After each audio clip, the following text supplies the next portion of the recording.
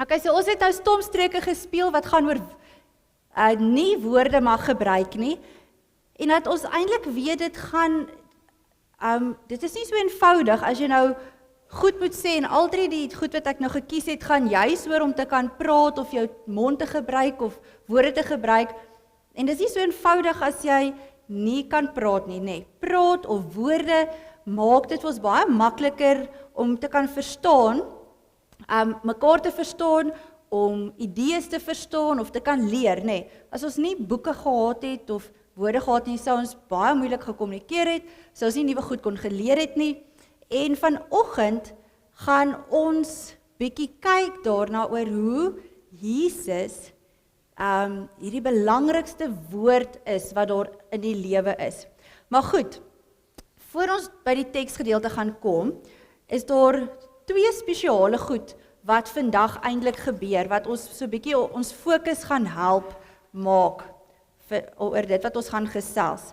En die eerste ding is dat vandag Bybelsondag is. Kom ons kyk, daar's hy. Vandag is Bybelsondag en dit beteken reg oor die land, ek weet nie of dit net plaaslik of internasionaal is nie, maar ten minste in Suid-Afrika, vier kerke vandag die feit dat ons 'n Bybel kan hê. Nou hierdie groot kanselbybel nê, het julle seker al gesien hè, dit is baie cool. Maar ja, so ons kan elkeen 'n Bybel hê, waar ons elke dag kan lees, en dit is baie spesiaal, want as ons nie, nee, laat ek nie dit weggee nie, kom ons sê eers, julle kan gaga gesels, as 'n gesin, as jy op jou eie is, en jy het nog nie iemand naby, na wie toe jy gemaklik is om gou om te draai of so nie, kan jy sommer net bietjie daar dink, maar daar waar jy sit, kom ons sê gou vir mekaar, hierdie twee goed, hoekom is dit belangrik om 'n Bybel te hê, en het jy 'n gunsteling deel in die Bybel?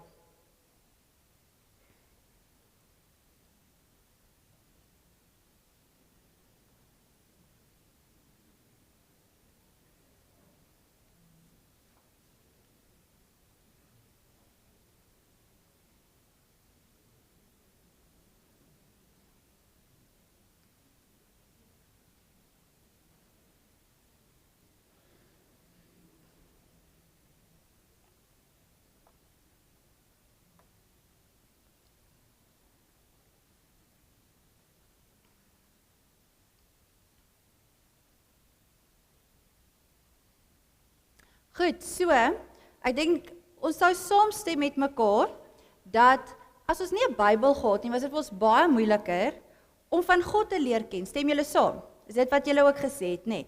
Nou sou ons nie geweet het wie God en Jesus is nie en ons sou nie geleer het wat hy alles vir ons wil sê nie. Die tweede fokus wat ons vandag het, is die nagmaal wat ons nou saam gebruik het, nê? En in die nagmaal leer ons van Jesus se groot liefde, want die nagmaal herinner ons dat hy aan die kruis vir ons gesterf het.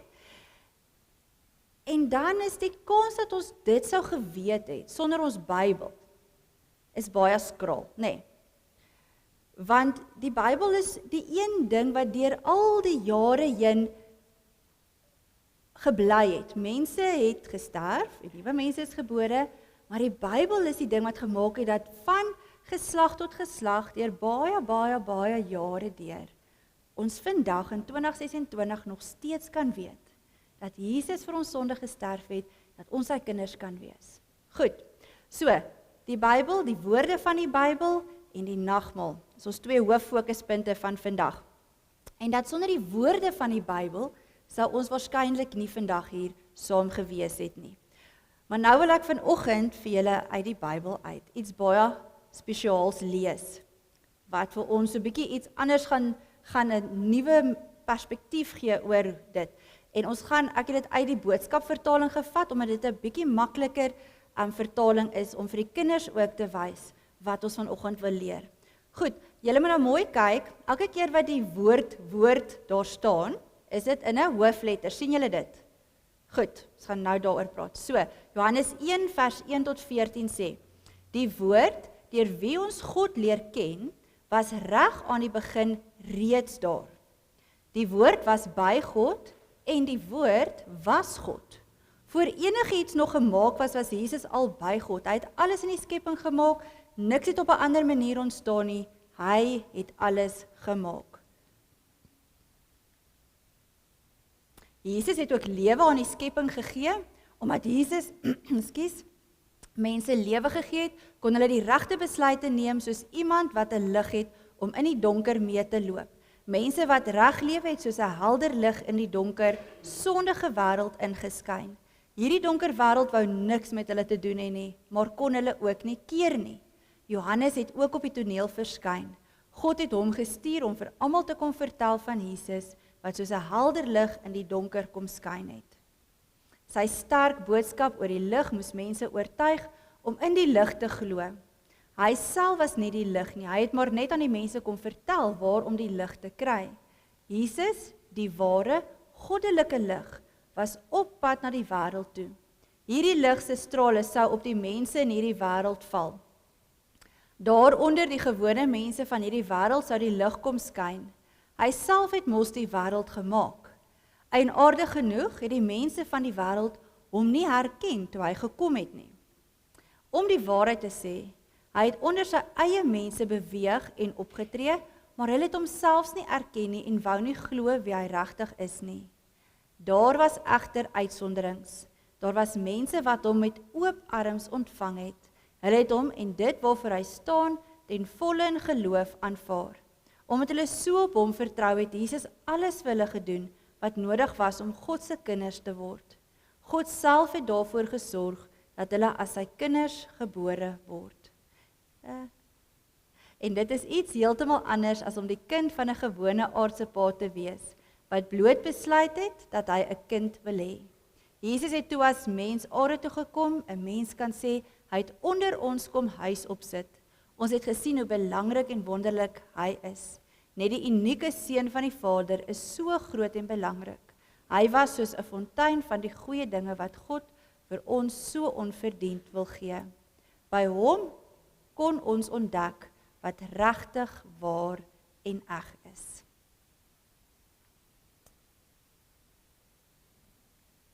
Goed. So Johannes, julle kan hoor, hierdie is nou die begin van Johannes se evangelie, en dit klink nou heeltemal anders as Matteus en Markus en Lukas, nee. Hulle vertel die geboorteverhaal van Jesus vir ons, en van die sterrekykers en die skaapwagters en al die dinge, en Johannes begin heeltemal op 'n ander manier.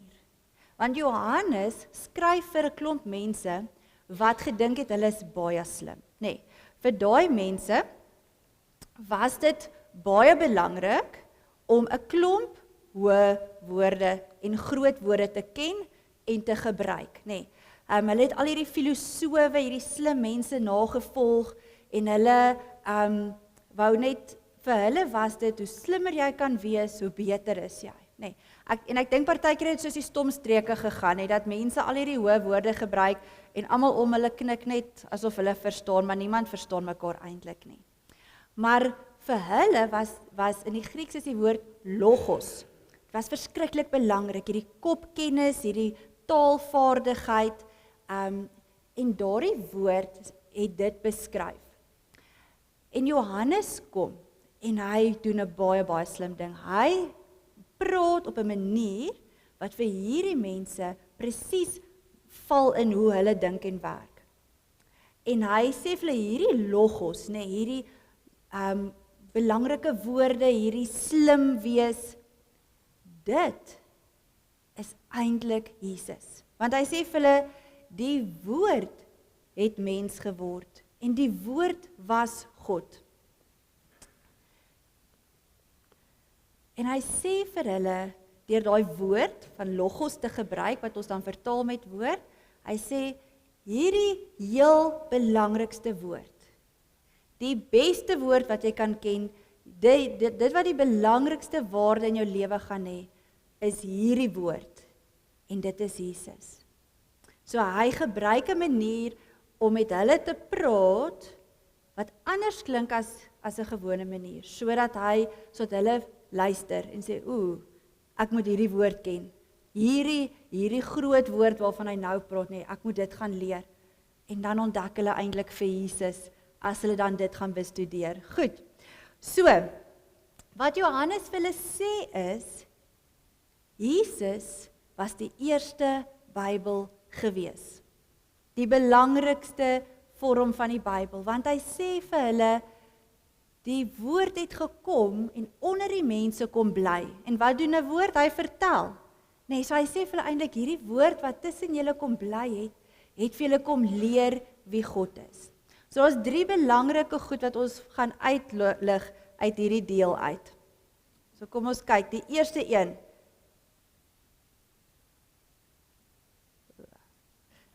Die eerste belangrike ding is presies dit, dat Johannes vir hulle sê, hierdie woord is die manier waarop ons God leer ken. So deur Jesus wat mens geword het, kan ons weet wie is God. Jesus, een van sy hoofwerke wat hy gedoen het op aarde, is om vir die mense te kom vertel, nee, want anders kon hy maar net gekom het en gesterf het en opgestaan het en hemel toe gegaan het, maar hy het vir 3 jaar vir mense geleer. Hy het vir 3 jaar gepreek en rondgegaan en vir mense vertel, maar wie is God? En hoe werk sy koninkryk? En hoe lyk 'n lewe saam met God? En hoe leef jy? Hy was vir hulle die voorbeeld daarvan gewees. Die wonderlike ding is dat, omdat Jesus nie altyd op die aarde kon bly en vir mense kon leer nie, het God die Heilige Gees gestuur, wat by elkeen van ons, deur elke geslag heen kan wees, maar hy het ook vir mense gesê, om die Bybel te skryf, en wat hulle in die Bybel moet skryf, en wat daar moet staan, sodat ons nog steeds die woord van God kan hê. So Jesus, wat die eerste woord was, en daarna gee God vir ons die Bybel, sodat ons kan aanhou leer, dit wat Jesus vir ons kom leer het. So dis die eerste belangrike ding, wat Johannes hier vir die mense sê, is dat Jesus is die woord, wat vir ons leer wie is God. Hierdie tweede ene is baie belangrik. En ek het nou dag 'n Bybelstudie gedoen en toe staan van die groot mense wat sê, maar hulle het dit nooit besef nie. En hierdie is deel van die kern van dit wat ons geloof is. Johannes kom sê, baie duidelik, ekskuus hierdie ding. Kom sê vir ons hierso, Jesus was hierdie woord. Hierdie woord was van die begin reeds daar, en hierdie woord was by God, maar hy is self ook God. Jesus het nie begin bestaan toe hy gebore is as 'n mensebabietjie nie. Jesus het van die begin af bestaan. Sorry, weet jy wat, ek gaan hom sommer so my hand hou. Ekskuus. Ek gaan sommer net so werk, dankie. Goed, Jesus is nie geskep nie. Ons moet dit baie mooi verstaan. Toe hy gebore is as 'n mensebaba, het hy nie toe eers begin leef nie. Jesus, Johannes sê vir ons baie duidelik, toe God aan die begin daar was nie, en ons het in die kar hieroor gepraat, ons koppe werk met tyd en ruimte. In ons kop het alles 'n begin, alles het 'n einde. Maar God is buite tyd.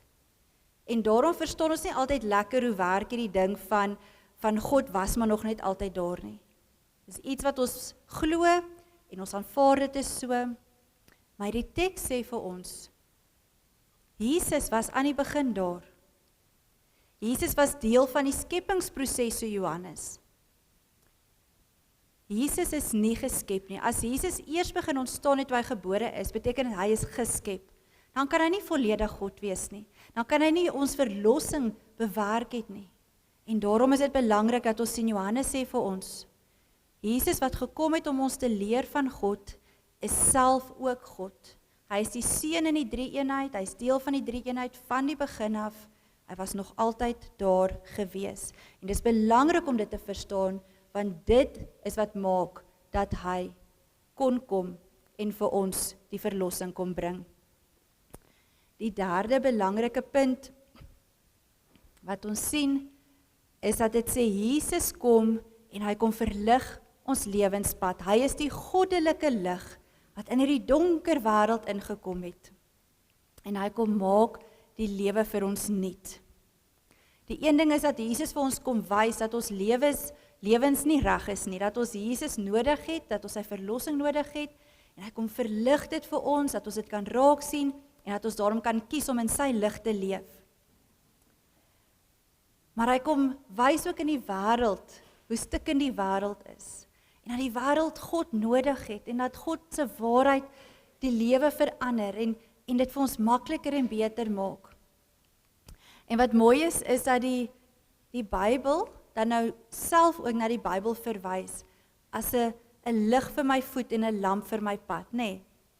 So ons sien hier dat Jesus as die woord, die lig vir die wêreld is, maar dat die Bybel, wat dan die geskrewe woord daarna is, ook 'n lig vir my voet is, nê? Dit kom wys vir my die pad, wat ek saam met God moet stap. So Jesus en die woord, kom wys vir ons, kom maak vir ons die pad oop.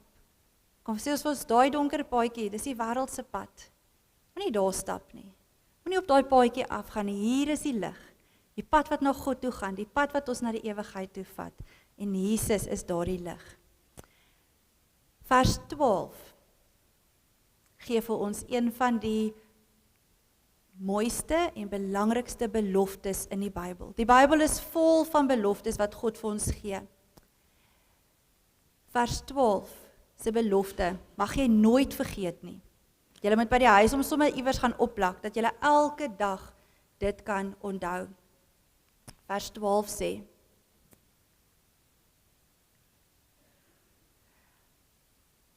dat elkeen wat hom aangeneem het, en die wat in hom glo, het die reg om kinders van God genoem te mag word. En nou moet julle kinders gou mooi luister, nê?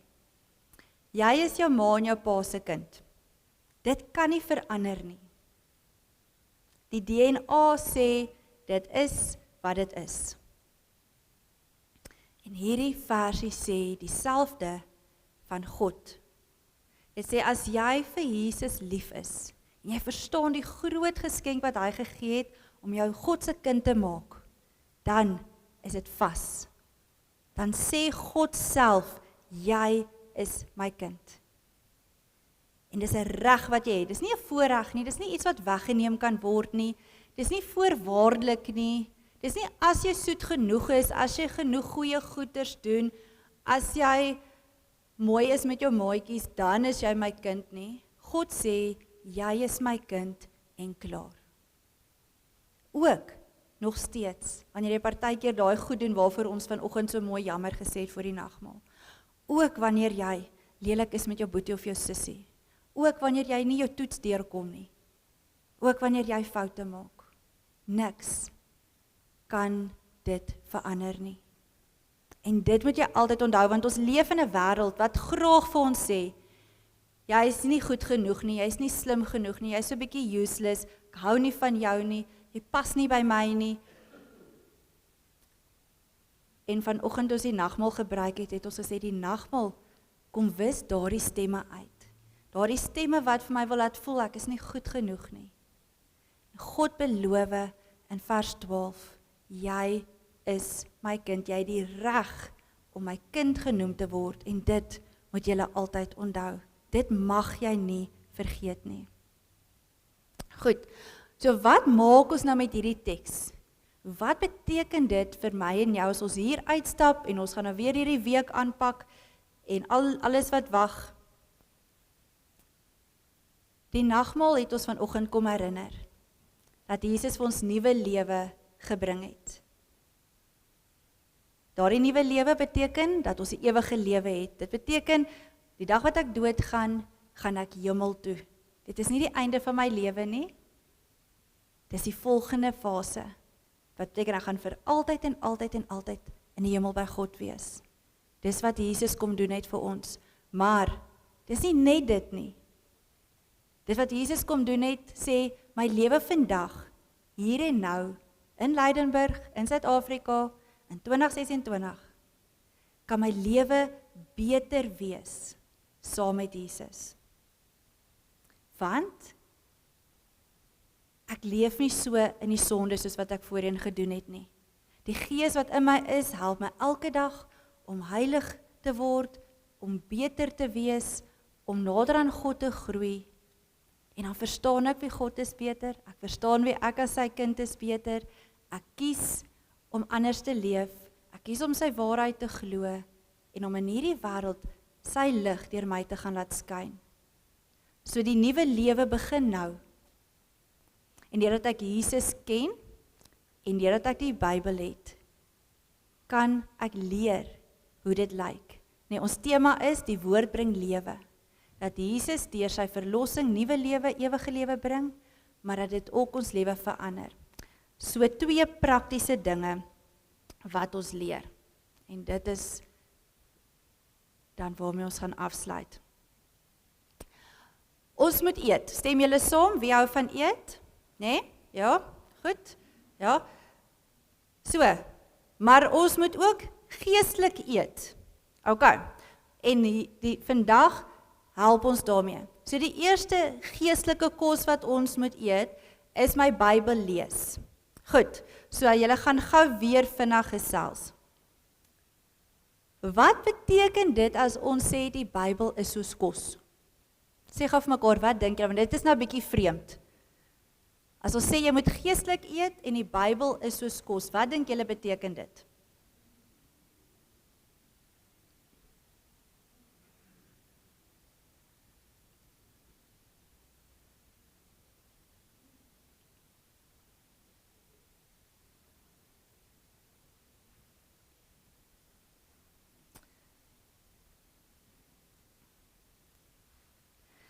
Goed, ons het vir mekaar gesê, dat die Bybel leer ons van God, wie God is. Dis baie belangrik, nee.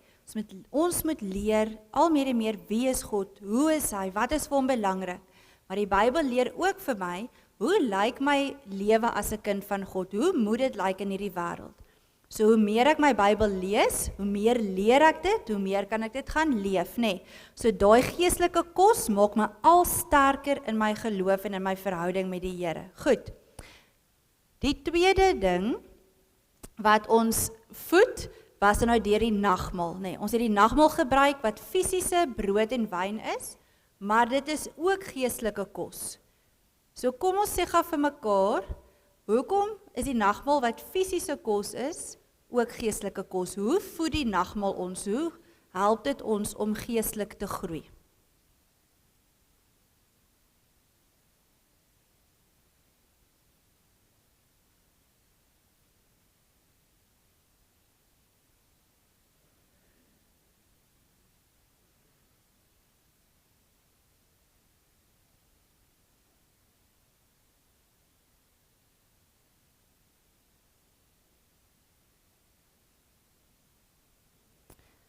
Goed, so, kom ons trek die lyne gou by mekaar en dan gaan ons een laaste ietsie saam gesels. Ons het vir mekaar gesê dat die woord lewe gee, daardie woord is Jesus en die Bybel. En ons het nou mooi gepraat oor wie Jesus is, dat hy van die begin af hier was, hy is self God en daarom kon hy kom en kon hy ons sonde kom vergewe, daardeur kry ons ewige lewe, maar deur Jesus wat ons geleer het en deur die woord wat vir ons gelos is, sodat ons kan ook weet wat Jesus geleer het, so groei ons geestelik, sodat hierdie lewe ook anders en nuut kan wees, nê? So, ek hoop dat julle dit mooi verstaan. Die vraag is, wat maak ek daarmee as ek dit verstaan? So die laaste vraagie wat julle saam gesels en wat julle sommer vandag by die huis kan verder gaan gesels is, wat gaan ek doen om seker te maak ek word geestelik gevoed? Watse gewoontes moet ons kweek? Watse voornemens het ons om te sê, maar ek wil hierdie gaan doen om seker te maak dat ek geestelik gesond bly, soos wat jy moeite maak elke dag om jou maag versadig te kry, nê? Moet ons dieselfde moeite maak om ons geestelik te voed, sodat ons kan geestelik groei en gesond wees. So kom ons sê gou vir mekaar, wat kan ons in ons huise doen? En wat gaan ons in ons huise doen om seker te maak ons word geestelik gevoed en ons groei geestelik elke dag?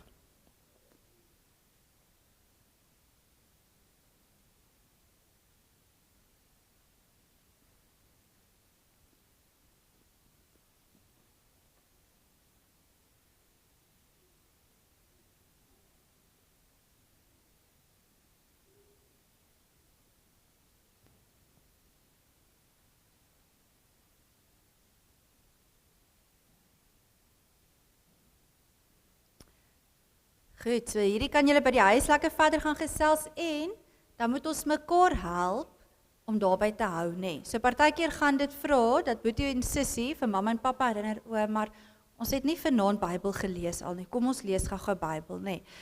Of wat ook al, maar ons moet almal mekaar help om te groei. Ons moet almal mekaar herinner, wat het ons vandag gedoen om geestelik te groei, om geestelik gevoed te raak, sodat ons in Jesus as woord en in die Bybel as woord nuwe lewe kan hê en elke dag in daai nuwe lewe kan groei.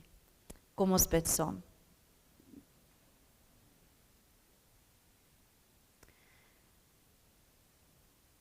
Hemelvader, baie dankie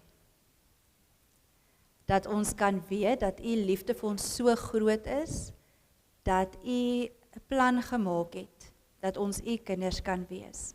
Dankie Here Jesus dat U bereid was om U troon op te gee, om 'n mens te word, om deur al die vernedering en marteling en seer te gaan, sodat ons kinders van U genoem kan word.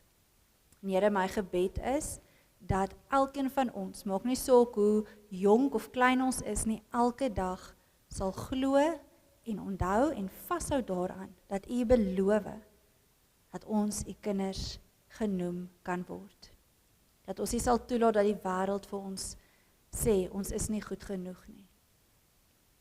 Here, my gebed vir hierdie gemeente is, dat U in hierdie tyd wat voorlê, hulle regtig sal dra en seën met wysheid, ook vir Dominee Allen, wat beroep is, Here, dat hy ook in afhanklikheid sy besluit sal maak, en mag hulle as gemeente geseën wees, mag hulle aanhou om U koninkrykswerk te doen, Here, en mag hulle aanhou om 'n getuienis te wees van U getrouheid in ons lewens. Ons loof en ons prys U vir al die liefde, vir al die genade, wat ons elke dag onverdiend, maar in oorvloed uit U hand ontvang. Amen.